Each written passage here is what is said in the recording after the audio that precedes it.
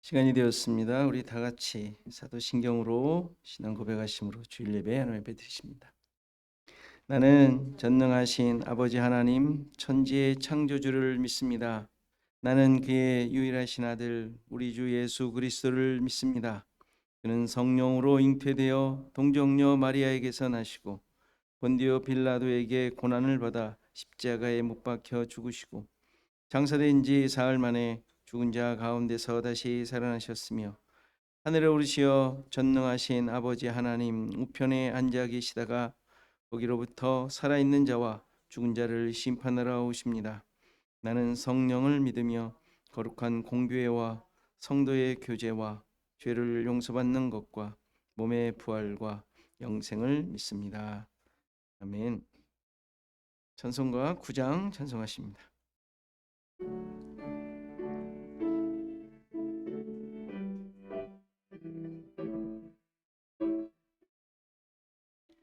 하늘에 가득 찬 영광의 하나님, 온 땅에 충만한 존귀하신 하나님, 생명과 빛으로 지혜와 권능으로 언제나 우리를 지키시는 하나님, 성부와 성자와 성령 삼위의 하나님, 우리 예배를 받아주시옵소서.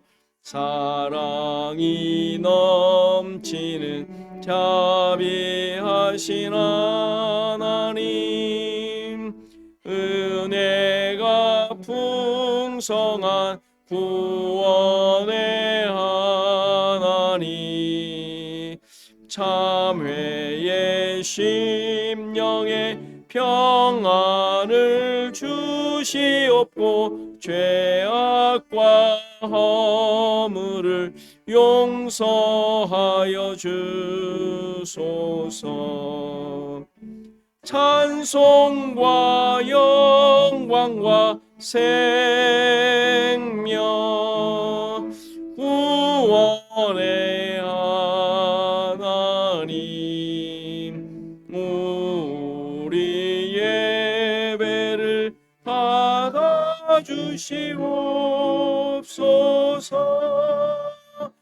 연약한 심령을 굳게 세워주시고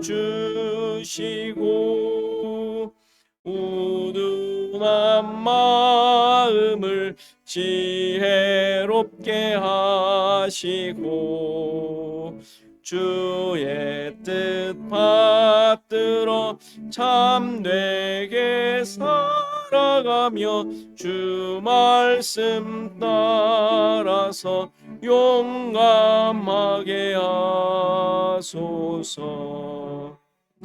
권능과 지혜와 사랑 은혜의 하나님, 우리 예배를 받아주시옵소서. 주 앞에 나올 때 우리 마음 기쁘고 그 말씀 임되어 새 희망이 솟는다. 고난도 슬픔도 이기게 하시옵고 영원에 잇대어 살아가게 하소서. 우리의 자랑과 기쁨 생명의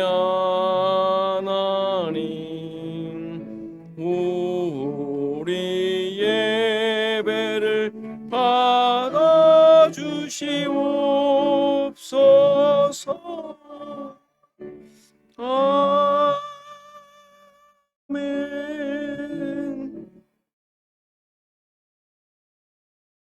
88장입니다. 한 장 더 찬송하십니다.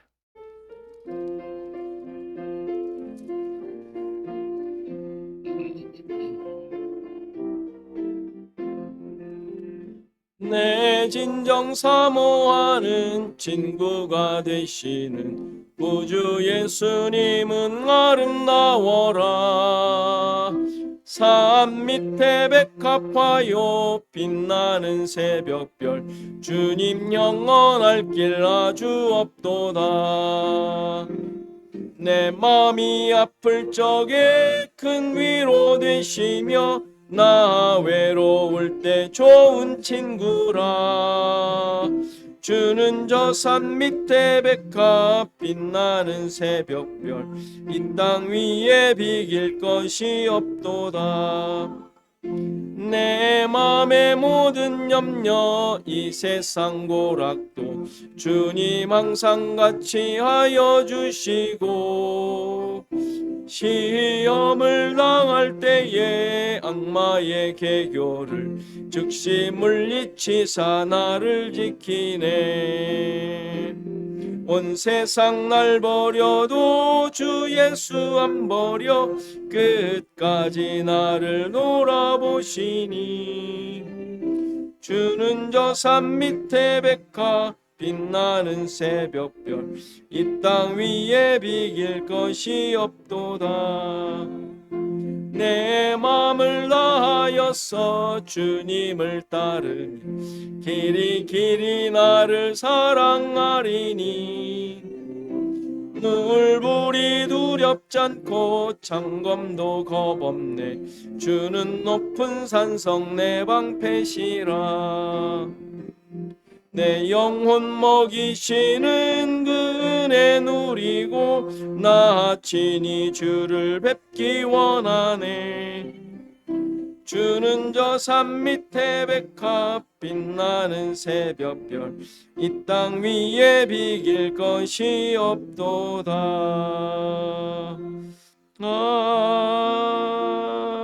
아멘. 교독문 60번 같이 교독합니다. 시편 139편.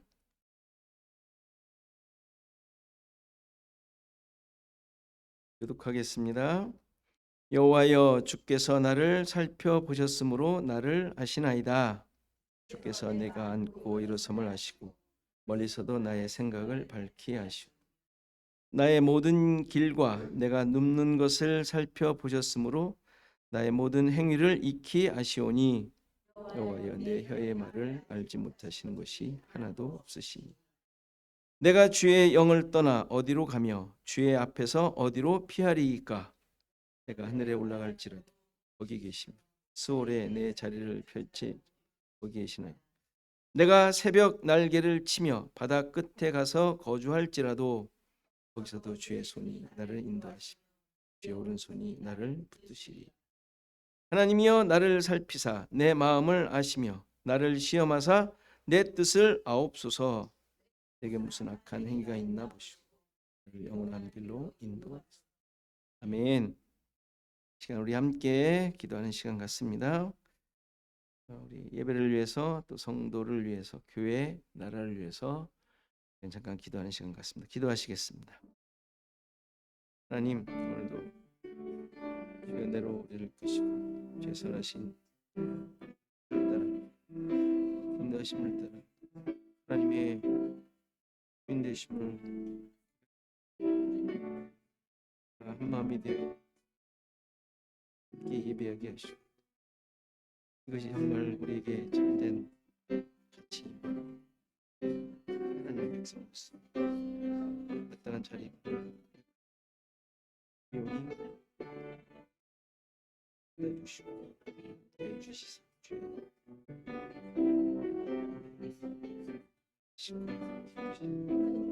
마음과 뜻을 함께 품는 시간을 주셔서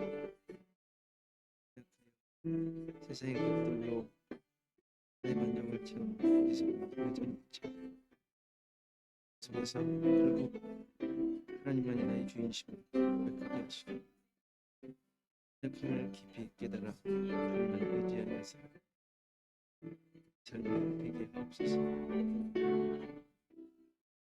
제가 사랑을 깊이 깨닫게 하시고 거룩하게 하시고 정말 얼마나신 놀라운 하나님의 일하심 얼마나 크고 넓고 깊은지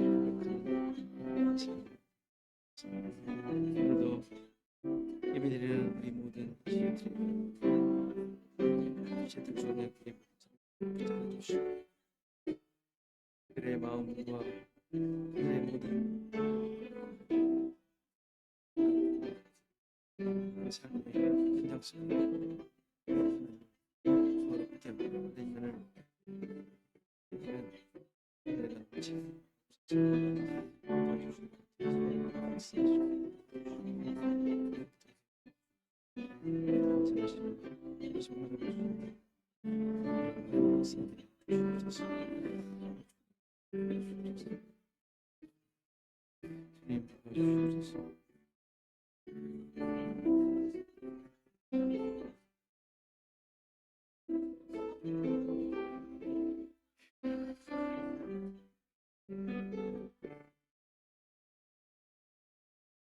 하나님, 오늘도 주의 은혜를 기억하며 주님의 인도하심을 따라 주님의 주되심을 고백하는 그 믿음을 가지고 우리가 한마음이 되어 예배를 드리오니 우리와 함께하여 주시고 시애틀 주원학교를 향하신 하나님의 마음, 그 하나님의 뜻을 우리 모두가 마음에 새길 수 있도록 도와주시고 이것으로 말미암은 우리의 삶이 어떻게 이 세상 가운데 펼쳐질지를 하나님을 바라보며 기대하는 또 믿음으로 나아가는 우리 모두가 되게 하옵소서. 여러 가지 상황들로 인하여 우리의 삶이 혼란스럽긴 하지만 그러나 그것이 우리를 흔들 수 없으며 우리를 좌우하는 것이 아니라 오직 하나님의 뜻과 계획만이 우리를 이끌고 우리의 모든 삶을 결정한다는 이 믿음, 흔들리지 않도록 우리를 붙잡아 주옵소서. 어디에 있든지 우리 시애틀 주원학교의 모든 성도들 주님만을 바라보게 하시고 주의 뜻을 마음에 새기게 하시고 그들의 고백이 바른 고백으로 하나님의 백성임을 깨닫고 그 모든 주어진 삶을 살아가는 삶이 되도록 인도하옵소서. 감사하고 예수 그리스도의 이름으로 기도하옵나이다. 아멘. 시간 일어나셔서 하나님의 말씀 받으십니다. 하나님의 말씀은 창세기 5장 1절에서 20절 말씀입니다. 창세기 5장 1절에서 20절 말씀입니다. 제가 봉독해 드립니다. 이것이 아담의 계보를 적은 책이니라. 하나님이 사람을 창조하실 때에 하나님의 모양대로 지으시되 남자와 여자를 창조하셨고 그들이 창조되던 날에 하나님이 그들에게 복을 주시고 그들의 이름을 사람이라 일컬으셨더라. 아담은 130세에 자기의 모양 곧 자기의 형상과 같은 아들을 낳아 이름을 셋이라 하였고 아담은 셋을 낳은 후 800년을 지내며 자녀들을 낳았으며 그는 930세를 살고 죽었더라. 셋은 105세에 에노스를 낳았고 에노스를 낳은 후 807년을 지내며 자녀들을 낳았으며 그는 912세를 살고 죽었더라. 에노스는 90세에 게난을 낳았고 게난을 낳은 후 815년을 지내며 자녀들을 낳았으며 그는 905세를 살고 죽었더라. 게난은 70세에 마할랄레를 낳았고 마할랄레를 낳은 후 840년을 지내며 자녀들을 낳았으며 그는 910세를 살고 죽었더라. 마할랄렐은 65세에 야렛을 낳았고 야렛을 낳은 후 830년을 지내며 자녀를 낳았으며 그는 895세를 살고 죽었더라. 야렛은 162세에 에녹을 낳았고 에녹을 낳은 후 800년을 지내며 자녀를 낳았으며 그는 962세를 살고 죽었더라. 에녹은 65세에 무드셀라를 여기까지. 네. 앉으시겠습니다.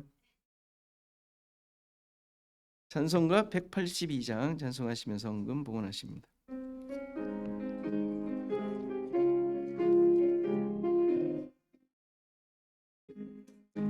강물같이 흐르는 기쁨 성령 강림함이라. 정결한 맘 영원하도록 주의 거처 되겠네. 주님 주시는 참된 평화가 내 맘속에 넘치네. 주의 말씀에 거센 풍랑도 잠잠하게 되도다. 나의 생명 소생케 되문 성령이 임하심이라. 모든 의심 슬픔 사라져 주의 평강 넘치네. 주님 주시는 참된 평화가 내 맘속에 넘치네. 주의 말씀에 거센 풍랑도 잠잠하게 되도다. 하늘에서 담비 내리고 햇빛 찬란함같이 우리 마음에 성령이 많이 주님 보내심이라. 주님 주시는 참된 평화가 내 맘속에 넘치네.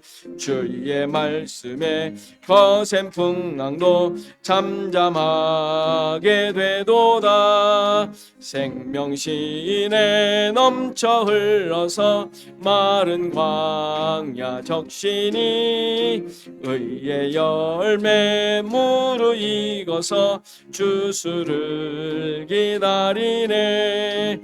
주님 주시는 참된 평화가 내 맘속에 넘치네. 주의 말씀에 거센 풍랑도 잠잠하게 되도다. 놀라우신 주의 은혜로 영화로운 안식처에서 영원토록 쉬겠네. 주님 주시는 참된 평화가 내 맘속에 넘치네. 주의 말씀에 거센 풍랑도 잠잠하게 되도다. 아멘. 이렇게 소식 함께 나눕니다. 뒷사람과 인사하시죠. 평안하십니까? 감사합니다. 네. 설날이 언제죠? 다음 주인가요? 다음 주이구나. 예, 빨리 왔어요 이번에는, 그죠? 다음 주 주일날 원래 3일인데 3일 노는데 다음 주 얘기해야 되겠네. 우리하고 관계 없잖아요. 대체 공휴일로 막 4일 놀고 그러더라고요. 윷놀이를 한번 할까? 전교인 윷놀이 뭐 괜찮을 것 같아요. 자, 성경 공부 이제 시작되었는데요. 여러분들 원하시는 분 빨리 말씀해 주시면 같이 또 따로 하도록 하겠습니다. 자, 성경 읽기 역대하 이제 다 읽고 에스라로 넘어갑니다. 여러분들 잘 따라오시죠? 자, 계속 열심히 힘써 주시고 잘 따라와 주시면 좋겠습니다. 우리 김한철 장님, 김옥권사님 계속 기대해 주시고요. 뭐 잘 치료 잘 받으시고 제가 지난번에 갔을 때 너무 예전에 헤어질 때 모습 그대로였다고 말씀드리니까 지금도 그렇다고. 보통 이렇게 치료하고 그러면 이제 홀쑥해지고 막 체력이 쇠하고 그러지 않습니까? 근데 장로님은 그렇지 않다고 그러셔서 너무 아무튼 잘 견디시는 것 같습니다. 자, 오늘 뭐 광고는 안 나오는데 실은 오늘 공동회의를 하기로 이제 생각을 했었는데 지난주에 광고를 못 하는 바람에 오늘 광고를 합니다. 그래서 다음 주에 공동회의 작년 결산에 대한 공동회의를 합니다. 여러분들 뭐 다 준비는 다 됐습니다. 다 됐으니까 늘 뭐 기대해 주시면 좋겠습니다. 뭐 이래저래 아프신 분도 있고 뭐 이래저래 일도 있으신 분도 있는 것 같아요. 서로들 이렇게 기도해 주시고 하면 좋겠습니다. 자, 우리 기도하고 말씀 보도록 하겠습니다. 하나님, 우리의 모든 상황 가운데 주님의 손길과 또 인도하심, 또 놀라우신 그 은혜가 넘쳤음을 고백합니다. 우리가 느끼던 느끼지 못하던, 또 알고 있던 모르건, 또 우리의 삶의 수많은 일들로 인하여 쫓기듯이 갔더라도 이 모든 하나님의 역사는 우리와 함께 있었음을 성경이 말하고 있고, 또 성령께서 우리에게 깨우쳐 주시고 우리 또한 그렇게 고백을 합니다. 주님, 우리의 이러한 삶 속에 정말 하나님의 뜻을 이루는 삶이 되기를 간절히 소원합니다. 그냥 그저 그렇게 가는 인생이 아닌 하나님의 특별한 목적과 계획 속에 우리를 이 땅 가운데 지금 있게 하신 그 뜻을 잘 깨닫고 순종하며 따라가는 우리의 삶이 되게 하옵소서. 이것을 깨닫기 위하여 더욱더 우리가 주님을 바라보게 하시고 말씀에 깊이 우리의 삶을 돌아보게 하시고 우리의 모든 하는 일 가운데 주님의 손길을 다시 한번 깊이 돌아보는 그러한 모습이 우리 가운데 늘 있도록 주님 도와주옵소서. 우리 교회를 사랑하시고 또 우리 모든 성도를 사랑하시고 하나님의 백성들을 사랑하셔서 지금까지 주님의 인도하심이 계속되었음을 믿습니다. 하나님, 이 사실을 다시 한번 깊이 깨닫고 나의 하는 일과 또 우리 교회의 모습, 또 우리 주의 모든 일들을 통하여 하나님께만 영광이 되도록 주님 도와주옵소서. 오늘도 우리에게 귀한 것들을 하나님 앞에 드릴 수 있도록 우리의 모든 것이 하나님의 것임을 고백하는 귀한 시간을 주심을 감사합니다.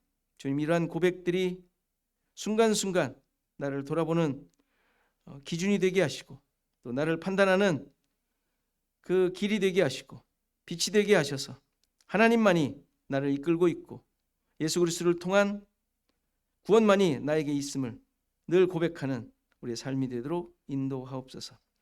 하나님, 오늘도 말씀 앞에 우리가 섰사오니 이 말씀을 통하여 주님께서 어떤 마음을 가지고 계셨는지, 어떻게 우리를 인도하시고자 하셨는지 그 마음을 깊이 새기게 하시고 깨닫게 하시고, 그래서 우리 자신들을 돌아보는 말미암아 주님 앞에 다시 한번 무릎 꿇는 귀한 시간 되도록 인도하옵소서.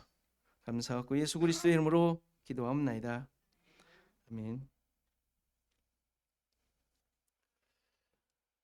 오늘 5장을 읽었는데요. 이 5장에 나오는 사람들은 아주 특별한 사람들이죠. 왜냐하면 4장 맨 마지막 절에 여호와의 이름을 부른 그런 자들의 모습이기 때문에 그래요. 여호와의 이름을 불렀다는 말은 하나님을 찾으며 그 이름 여호와를 입으로 소리냈다라는 말이 아니죠. 왜냐하면 이때는 여호와라는 말을 몰랐다고 했잖아요. 모세에게 가르쳐준 하나님의 이름이니까. 따라서 입으로 여호와라는 말을 한 것이 아니라 모세에게 드러내셨던 그 여호와 하나님의 약속, 그 마음, 계획, 그것을 깨닫고 그 믿음과 은혜로 살았다라는 말이 이 말인 거예요. 가인을 낳은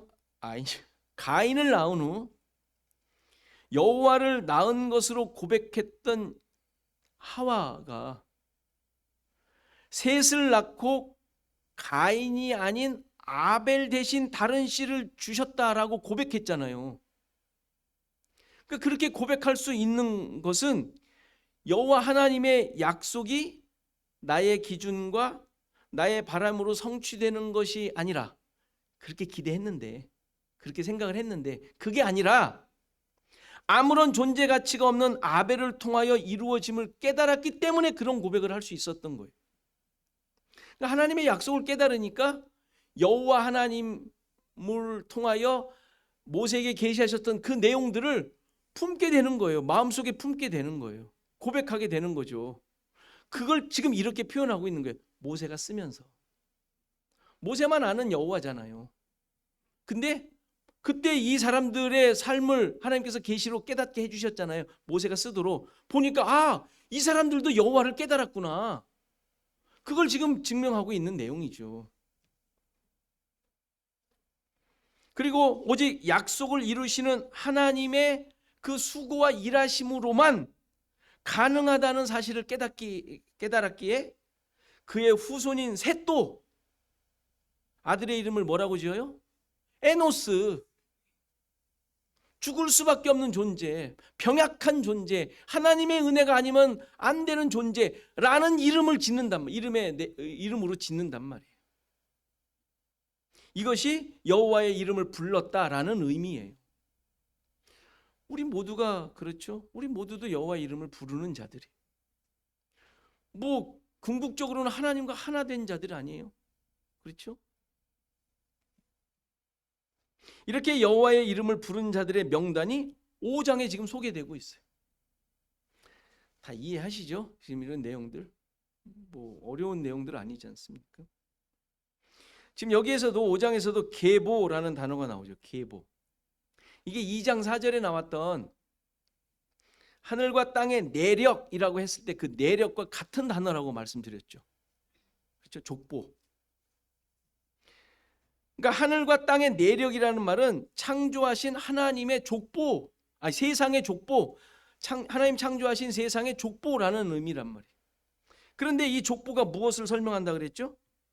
무슨 순서나 이름을 나열하는 것이 아니라 하나님의 구원 계획을 설명하는 것이라 그랬어요. 기억하시죠? 그리고 그것이 2장의 내용이었잖아요. 하나님의 구원 계획. 그게 내력이란 말이에요. 내력. 하늘과 땅의 내력. 그 2장에 나와 있잖아요. 2장에 다 설명됐잖아요. 하나님의 구원 계획. 그러니까 5장에서도 단순히 아담의 후손들을 나열하는 것이 아니라 그 속에 하나님의 구원 계획들이 계시되어 있음을 보여주고 있는 거란 말이에요. 노아까지의 후손들의 이름이 나오는데 이들의 모습이 하나님께서 이들을 어떻게 이끄시고 계신지를 보여주는 내용이에요. 하나님의 백성들, 여호와를 의지하며 그 약속을 따라 사는 자들이 어떻게 살아갔는지를 보여주고 있죠. 이 계보라는 단어가 히브리어가 나타라는 동사에서 나온 단어예요. 나타. 뭐 말이 되죠. 따라서 하나님의 백성들이 아들을 낳는다는 것은 단순한 자손의 생산을 의미하는 말이 아니라 하나님의 구원을 이루는 출산이라는 의미를 설명하고 있는 거예요. 이해되시죠? 그냥 낳다 뭐 우리 족보가 그렇잖아요. 낳다란 말은 없지만 줄로 이렇게 해놨지 않습니까? 누구 딱 적어놓고 자녀가 누구, 큰 아들부터 뭐 이렇게 족보 보신 적 있으세요 혹시? 여러분들의 개인 족보 보신 적 없으세요? 한국을 떠난 지 너무 오래돼서. 저도 봤는데 아무튼 그렇게 돼 있어요. 제가 그래가지고 30 몇 대 뭐 이렇게 얘기한 게 그거예요. 거기 나와 있거든요. 그게 숫자가. 그러니까 그런 나타라는 의미가 아니란 말이에요. 물론 다른 데에 그냥 가문의 의미로 쓰이기도 해요. 그러나 4장에 나오는 가인의 자손과 대조하여 약속을 소유한 자들이 어떻게 다른지를 지금 5장에서 표현하고 있는 거랍니다. 먼저 이들의 삶의 모습을 보면 간단하게 몇 세에 누구를 낳았고 낳은 후 몇 년을 지내며 자녀를 낳았으면 몇 세에 죽었더라. 이렇게 형식이 돼 있어요. 그렇죠? 여기서 낳다, 지내다, 죽다. 이 단어가 아주 중요한 이들의 모습이에요. 먼저 낳다는 단어를 보면 아주 중요한 차이가 발견이 되는데 낳은 것은 가인의 자손들과 다르지 않죠. 그들도 낳았다라고 나오거든요. 근데 그 동사의 형태가 달라요. 히브리어 동사가 7가지가 있어요. 7가지. 한 동사에 7가지 형태가 있어요. 뭐 그걸 다 설명할 필요는 없고 저도 잘 모르니까. 근데 가인의 자손들이 낳다고 할 때 이 동사는 그냥 일반적인 의미, 단순 능동형으로 썼어요. 그러니까 단순형 능동, 그냥 일반적인 그냥 낳다라는 말이에요. 낳았다 이 말이에요. 그냥 누가 누구를 낳았다 뭐 이거죠. 그 의미 그대로예요. 여러분들이 이걸 읽을 때 그냥 생각했던 그냥 낳았다예요. 그게 일반적인 형태의 동사 형태예요. 그런데 셋의 후손들이 낳았다라고 할 때는 사역형이 쓰여요. 사역형이라는 말은 무슨 의미인지 아시겠죠? 사역, 시키는 거잖아요. 시키는 거, 사역. 그러니까 이 동사의 주체가 그 주어가 아니라, 그 동사의 주체가 주어가 아니라, 누가 낳았다 그러면 내가 낳은 거잖아요. 근데 내가 주어가 아니라, 사역형은 내가 주어가 아니라 누군가 낳도록 시킨 거예요. 그게 사역형의 의미예요. 쉬운 단어로 예를 든다면 일을 하다 할 때 누가 나는 일한다 할 수 있잖아요. 그런데 사역형으로 하면 나는 누가 나를 하여금 일을 시켰다 이렇게 되잖아요. 사역형이 된다면. 그러니까 사역형으로 쓰면 내가 주어라고 나오지만 의미는 시킨 게 되는 거예요.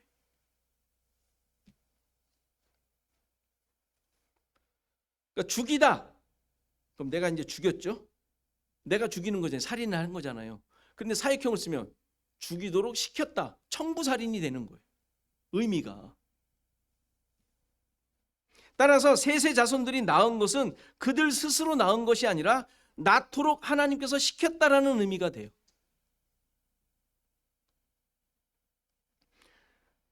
그냥 그렇게 이해하시면 돼요. 뭐 히브리어 찾아보실 필요도 없고 저도 여기까지만 이제 설명된 걸 아니까.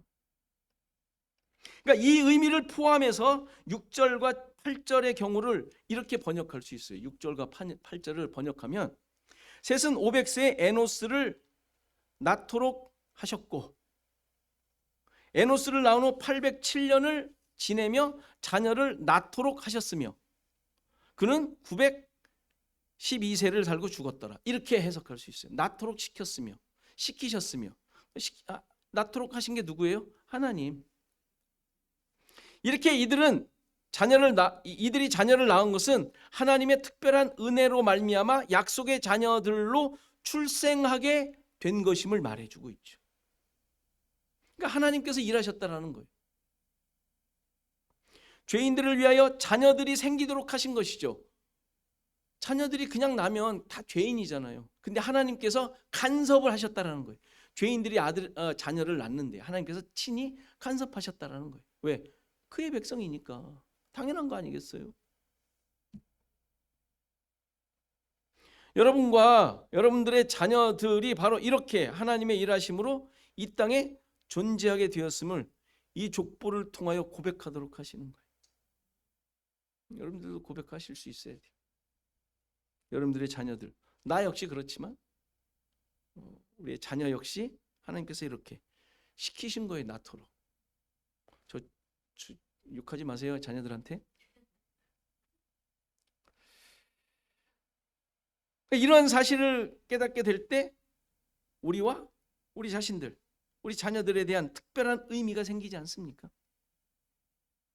당신은 사랑받기 위해 태어난 사람이라는 찬양을 하는데 이 사랑하는 주체가 누구이고 사랑받는 존재는 어떤 존재입니까?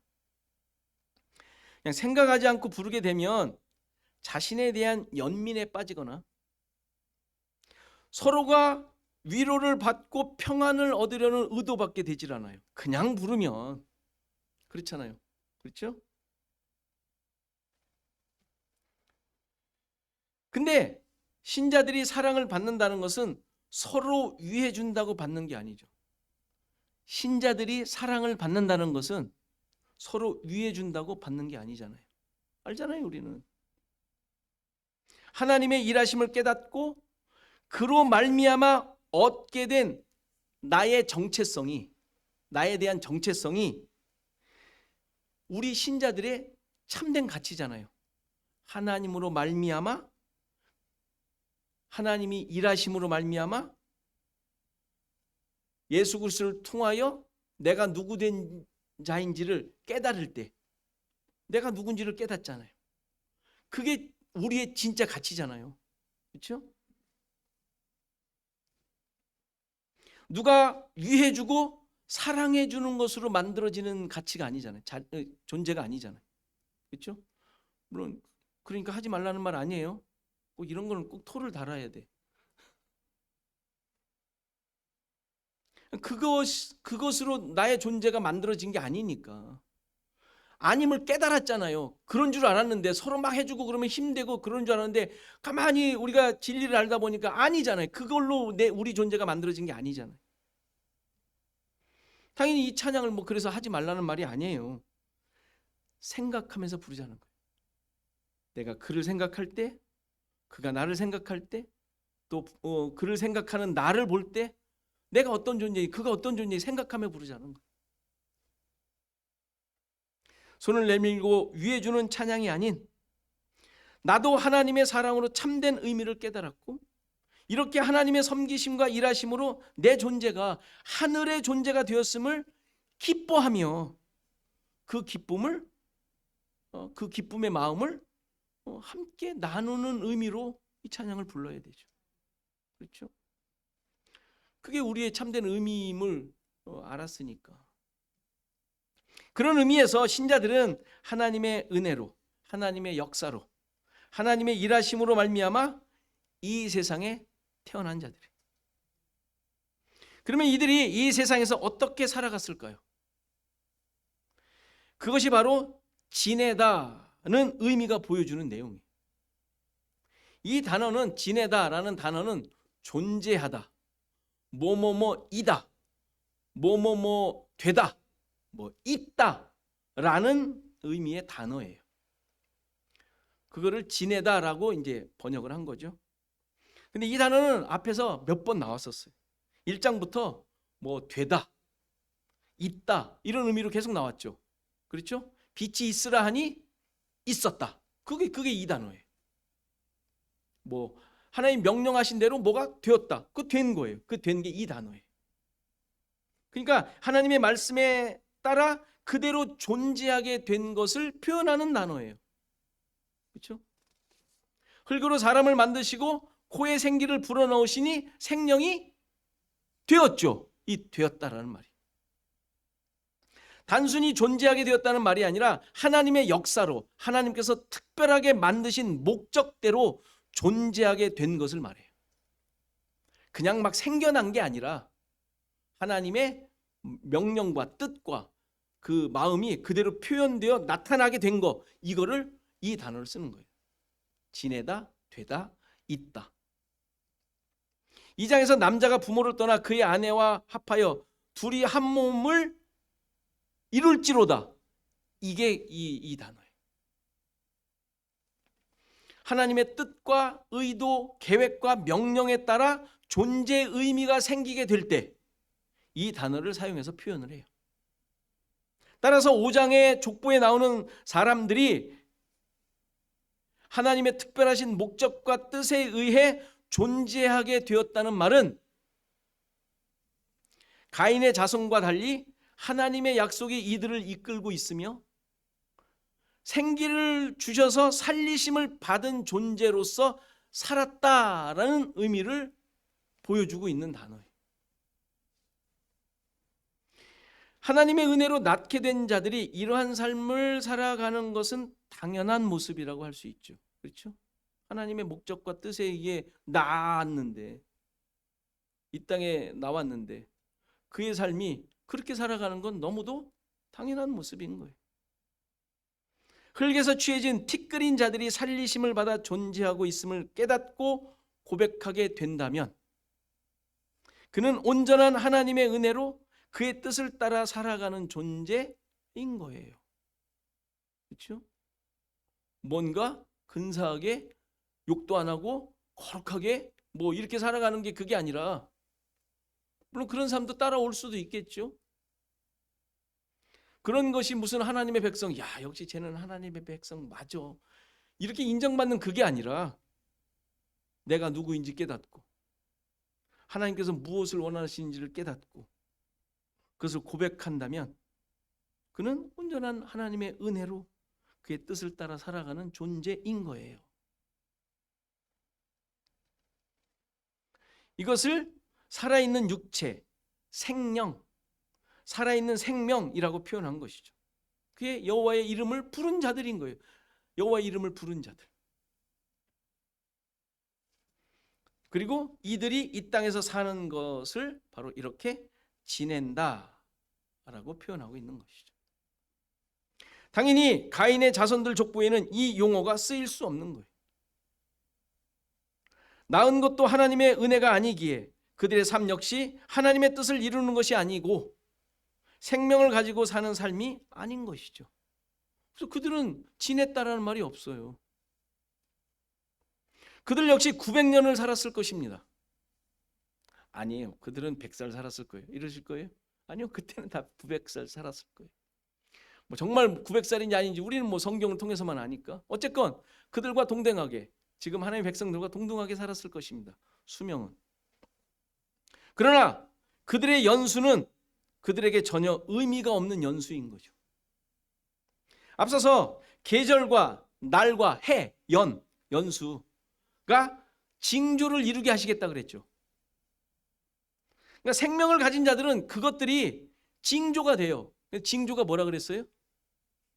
표. 가인이 받은 표, 예수 그리스도.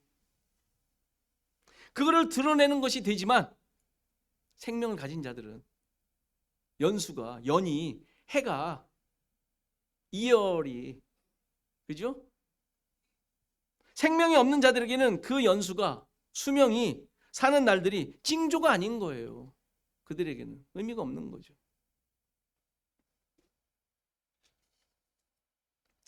또 하나 이들의 족보에서 특별한 용어가 뭐가 나오죠? 죽었다는 표현이 나와요. 죽었다.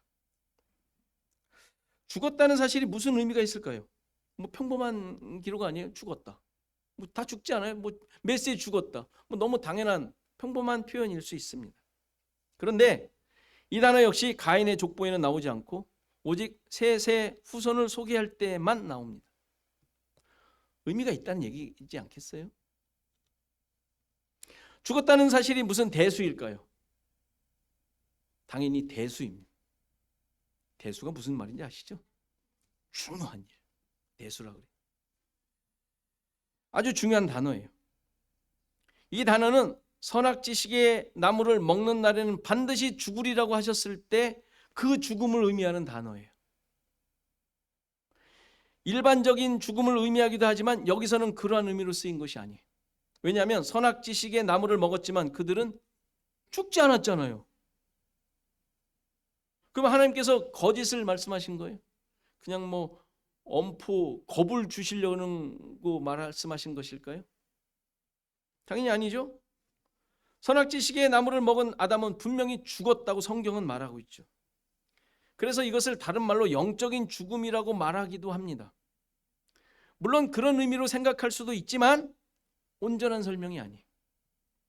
왜냐하면 영적인 죽음이란 원죄를 설명하기 위해 아담이 인류를 대표해서 범죄하였고 그 결과로 하나님으로부터 단절된 결과를 가져온 것이 죽은 거다. 영적인 죽음.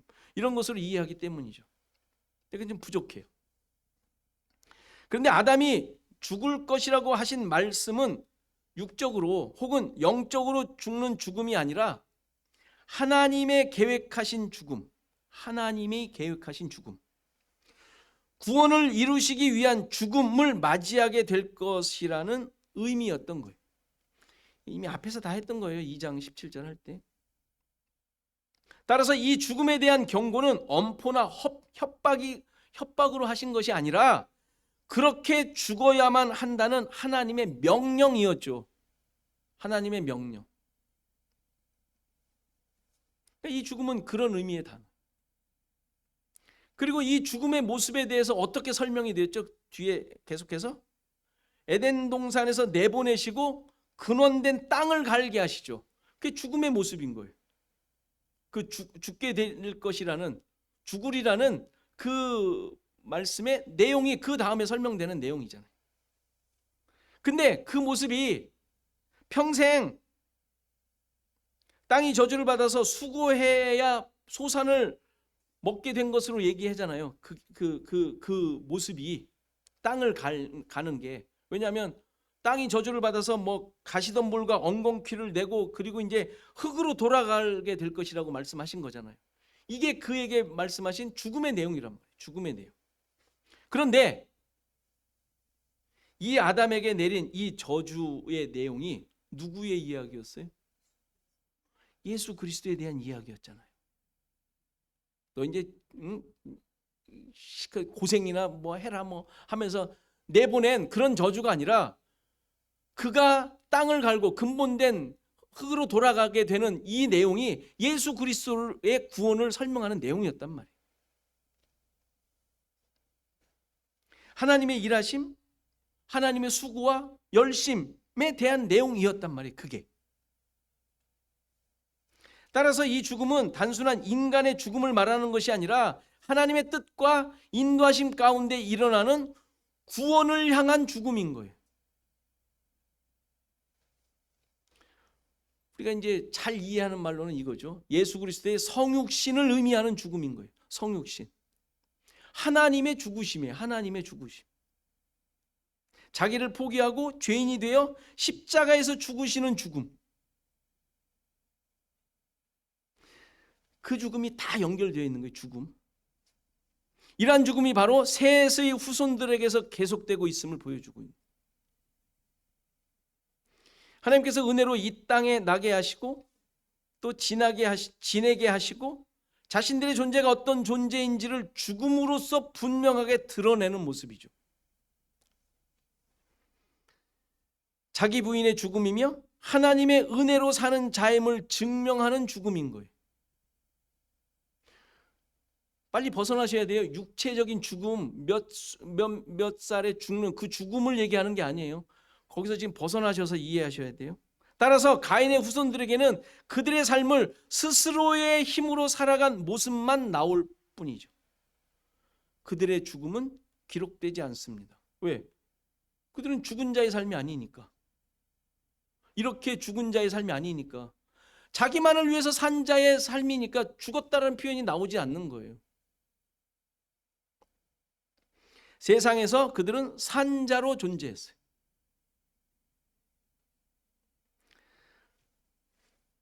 요한복음 12장 33절 이렇게 말씀하시면 자기가 어떠한 죽음으로 죽을 것을 보이심이로라. 예수님의 죽음이죠.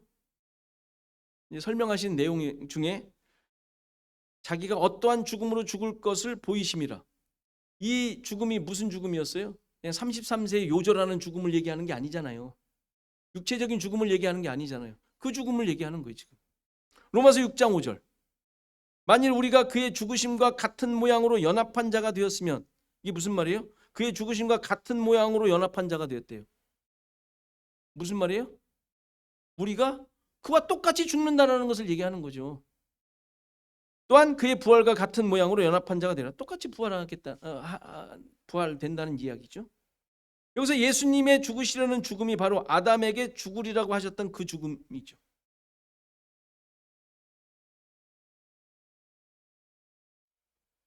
제가 오늘 말을 안 하려고 그랬는데 하도 여러분들 들으는 사람도 있을 것 같아서 2장 12절에 죽으리라, 반드시 죽으리라를 히브리어로 무트, 타무트라고 그래요. 그러니까 무트죠. 무트가 원래 죽다라는 단어예요. 근데 그게 반복됐다 그랬죠. 반드시 죽는다고 강조로 이제 해석을 했는데 그 죽음이라는 거예요. 그러니까 죽는 것이 온전한 죽음, 진리를 드러내는 죽음이라는 뜻으로 쓰인 거예요. 그거를 헬라어에서는 다나토스라고 얘기하죠. 다나토스. 그러니까 이게 뭐 설명하시는 분들의 책이나 설교에 보면 이게 가끔 나와요. 여러분들 혹시 들으신 분 있으실까 봐 말씀드리는 거예요. 이 다나토스의 죽음, 다나토스 죽음. 하나님의 죽으심, 구원을 위한 죽으심, 예수 그리스도의 십자가에서 죽으심, 이걸 의미하는 거예요. 의미하는 단어예요. 그러니까 이 로마서에 나와 있는 대로 그 십자가의 죽으심, 부활을 전제하고 있는 죽음, 그렇죠? 하나님의 살리심이 있는 죽음, 자기를 부인하고 자기 십자가를 지는 죽음, 이 예수님의 죽으심과 같은 모양 연합한 죽음이잖아요. 이 죽음, 지금 이 죽음을 얘기하고 있는 거예요. 아담이 선악 지식의 나무를 먹고 죽었던 죽음, 그죠? 죽었잖아요. 아담 죽었잖아요. 하나님의 말씀대로, 하나님 말씀하신 대로 죽었잖아요. 뭐 어떻게 죽었어요? 꾀이 아니잖아요. 꾀를 얘기하는 게 아니잖아요. 따라서 이 아담의 죽음은 그 아담 자신의 죽음이 아닌 예수 그리스도의 죽음을 예표하고 있는 죽음인 거죠. 설명하고 있는 거예요. 그걸 다 설명하고 있는 거예요. 이미 창세기서부터. 그래서 셋의 족보는 결국 예수 그리스도께로 이어지는 족보가 되죠. 왜? 똑같은 죽음들이니까, 똑같은 삶들이니까. 그 예수 그리스도를 통하여 완성되어야 되잖아요. 이것을 증명하는 것이 누가복음에 나오는 예수님의 족보죠. 거기는 놀랍게도 예수님으로 시작해서 하나님께로 올라가는 족보가 나와요. 거꾸로 나오죠. 오늘 본문에 나온 사람들만 한번 보겠어요. 누가복음 3장 37절. 그 위는 무드셀라요, 그 위는 에독이요, 그 위는 야렛이요, 그 위는 마할랄렐이요, 그 위는 가이난, 창세기는 게난으로 나왔죠. 가이난이요, 그 위는 에노스요, 그 위는 셋이요, 그 위는 아담이요, 그 위는 하나님이시라. 이게 지금 우리가 5장에 읽었던 그 족보 그대로 똑같이 적어놓은 누가복음의 족보죠. 창세기의 족보가 누구로부터 시작했습니까? 1장 우리 읽었잖아요. 하나님으로부터 시작하죠. 순서만 반드시 같은 내용을 그대로 서술하고 있는 내용. 다시 말해서 하나님으로부터 시작된 구원의 이야기를 족보를 통해서 설명하고 있는 거예요. 그렇죠? 뭐 누가복음은 당연히 구원의 이야기잖아요. 예수님에 대한 이야기잖아요. 자, 이제 우리 자신들을 돌아보셔야 돼요. 그 다음 거는 다음 주에 하겠어요. 에녹과 중요한 라멕이 나오니까. 우리 역시 이 족보에 들어가 있는 자들이죠. 그렇죠? 좀 더 살아봐야 되겠어요? 족보에 들어가 있는 자들이에요. 맞아요. 그렇다면 우리 역시 이들의 삶과 다르지 않은 모습이어야 합니다. 그 내용이 그대로 고백되어야 한다는 것이죠. 하나님의 뜻과 은혜로 말미암아 나은 자들이고 그분의 인도하심 가운데 죽은 자로부터 살리심을 받은 존재로서 진리 안에 지내는 자들이며 이 세상의 삶을 통하여 예수 그리스도의 죽으심을 본받아 연합된 자들이에요. 죽은 자들이라고요. 아니에요? 좀 더 살고 싶으세요? 그 죽음 얘기하는 게 아니라 그랬죠. 예수 그리스도의 죽으심을 본받아 연합한 자들이잖아요. 고백 안 하세요 이거? 로마서의 고백이 우리 고백 아니에요? 우리 죽은 자들이잖아요. 이것을 고백하며 사는 자들이에요. 그래서 시편 기자는 116편 15절에 예전 번역에는 성도들이라고 나왔는데 지금은 경건한 자라고 나와요. 경건한 자의 죽음을 여호와께서 귀하게 여기신대요. 좀 이걸 좀 우리말로 좀 적나라하게 좀 표현을 한다면 이게 아주 장례 예배 때 자주 인용하는 성경 구절이기도 한데 잘 죽었다는 얘기잖아요. 박수 쳐야 된다는 얘기 아니에요? 하나님께서 기뻐하신다고 박수 치라는 얘기잖아요. 박수 쳤다면 뺨 맞겠지만 그 현장에서. 우리 내용을 알잖아요. 왜 이들의 죽음을 하나님께서 귀하게 아주 귀중하게 여기시냔 말이에요. 왜?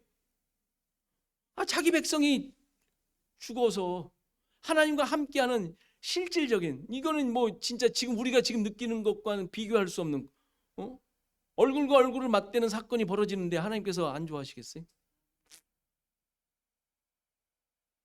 우리의 지금의 죽어 살던 모습이 어떤 것인지를 명확하게 확인되는 그 순간인데 귀하게 안 여기시겠어요? 다음에 박수 한번 칩시다. 누구 돌아가시거든. 이게 신자들의 진정한 모습인 거예요. 지금 우리 신앙 고백의 내용인 거예요. 이러한 고백과 믿음으로 지금 여러분들에게 주어진 삶을 기쁨으로 감사함으로 사시는 저 여러분이 되기를 간절히 바랍니다. 지나셔서 390장 찬송하시겠습니다.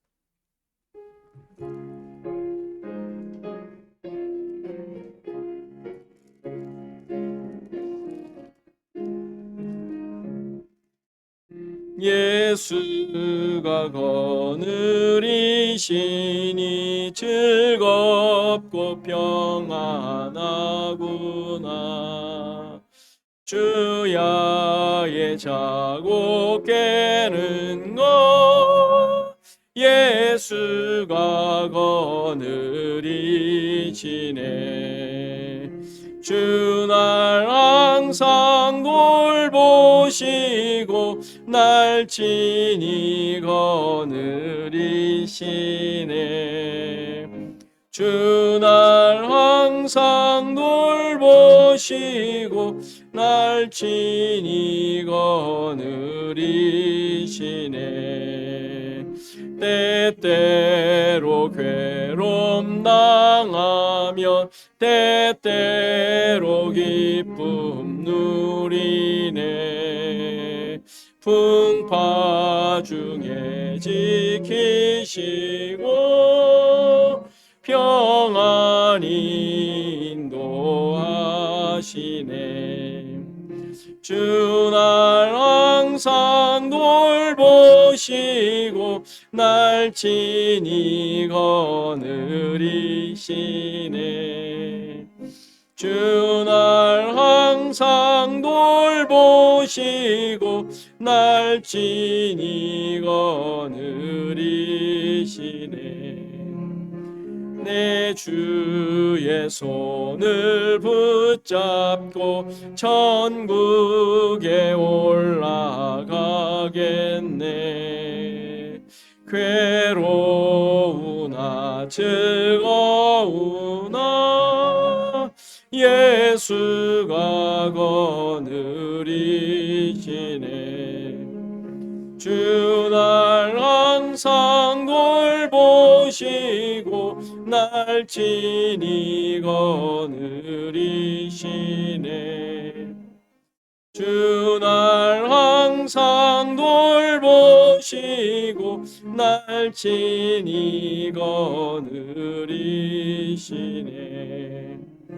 이 세상 이별할 때에 세악 위의 권세 이기네. 천국에 가는 그 길도 예수가 거느리시네. 주 날 항상 돌보시고 날 친히 거느리시네. 주 날 항상 돌보시고 날 친히 거느리시네.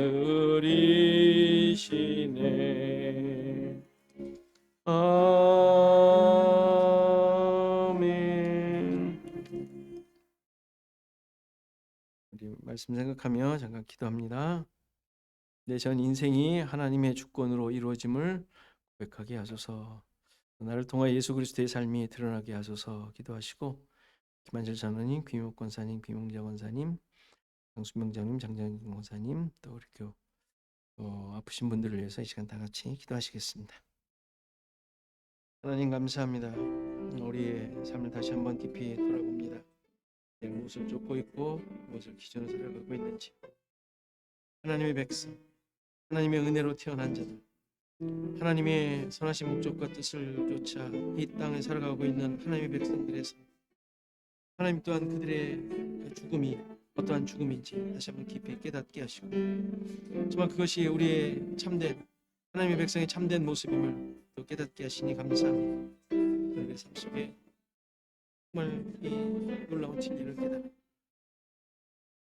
깨닫고 지내며 죽은 이 하나님의 놀라우신 일하심과 역사하심 가운데 있는 우리들을 다시 한번 깊이 깨닫게 하시고, 하나님을 바라보며 나가는 저들 될 수 있도록 하나님 역사해 주시옵소서. 훌륭하신 하나님의 선하신 뜻과 목적이 온전히 세워지기를, 하나님이 함께 해주시기를 간절히 소원합니다. 하나님이 함께 해주시기를.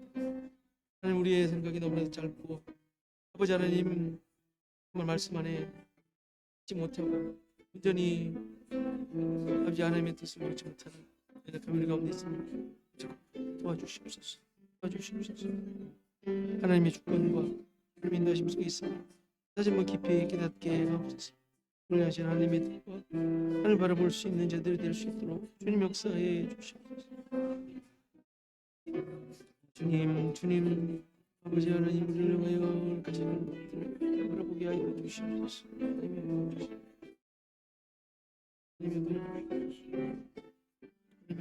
주님을 바라보게 하시고 주님만 바라보게 하시고, 오 주님, 저희들이 있는 곳마다 주님이 함께 해주시는 곳마다 하나님 그 삶을 깨닫게 하여 주시옵소서. 주님의 은혜가 드러나길 간절히 소원합니다. 주님의 아버지의 목적을 쫓는 자들이 되어지길 원합니다. 마음이 우리 가슴 속에 깊이 품게 하시고 이렇게 아버지 만들어 하나님의 말씀을 아버지 하나님 이루어 주시는 주시옵소서. 하나님 붙잡아 주시고 소원합니다. 주님 주시옵소서.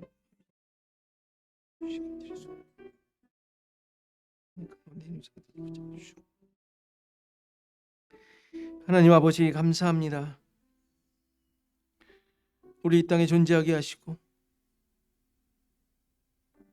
주어진 삶의 환경 속에서 하나님의 손길과 목적을 이루게 하시고 하나님이 계획하신 것이 무엇인지 깨닫게 하셔서 이 세상의 목적이 아닌 영원한 것을 바라보며 살아가게 하심에 감사드립니다. 우리를 향하신 예수를 통하여 알게 하신 이 놀라운 것들을 다시 한번 깊이 깨닫게 하시고 마음속 깊이 새기게 하옵소서. 하나님의 주권만이 그의 백성을 이끌고 있으며 또 이끌면 온전히 받고 있다는 사실을 깊이 깨닫게 하시고 내가 지금 어디에 무엇을 목적하며 삶의 근거를 두고 있는지 다시 한번 깊이 돌아보아 주님께만 우리의 모든 것이 있음을 고백하며 살아가는 우리 삶이 되게 하옵소서. 나를 통하여 예수 그리스도의 죽으심과 삶이 드러나기를 소원합니다.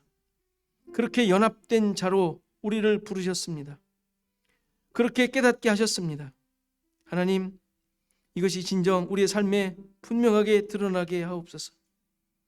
우리의 노력과 힘씀이 세상의 것이 아닌 이렇게 하나님의 백성으로 우리를 세우신 거기에 있음을 깊이 깨닫고 그것이 드러나는 것이 우리의 삶의 목적이며 뜻임을 다시 한번 깊이 새기고 나에게 주어진 삶을 온전하게 살아가는 우리 모두가 되게 하옵소서. 하나님, 또 우리의 기도가 필요한 연약한 하나님의 백성들 붙잡아 주시고 그것이 나의 연약함이 아니라 하나님의 함께 하심의 증거임을 깨닫게 하시고 그것을 통하여 이 땅 가운데 어떻게 존재하라고 말씀하신 그 뜻을 깊이 깨닫는 놀라운 기회가 되도록 하나님 역사해 주시옵소서.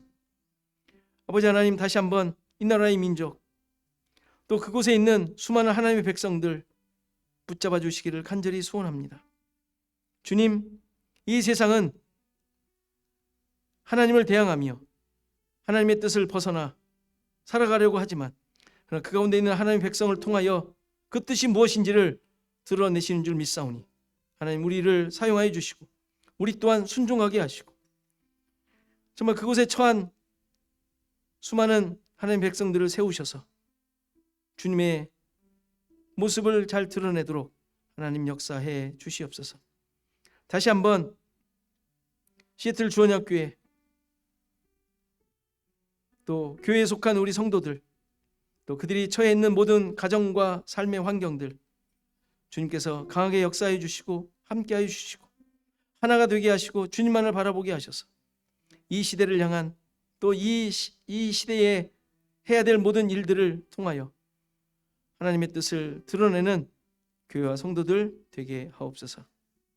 이제는 예수 그리스도의 은혜와 하나님의 크신 사랑과 성령의 감화 감동 교통하시며 함께하시며 오늘 예배한 모든 성도들 머리머리 위 저들의 생업과 가정과 자손 대대 위 시애틀 주언약교회 위에 이제로부터 영원토록 함께 계실지어다.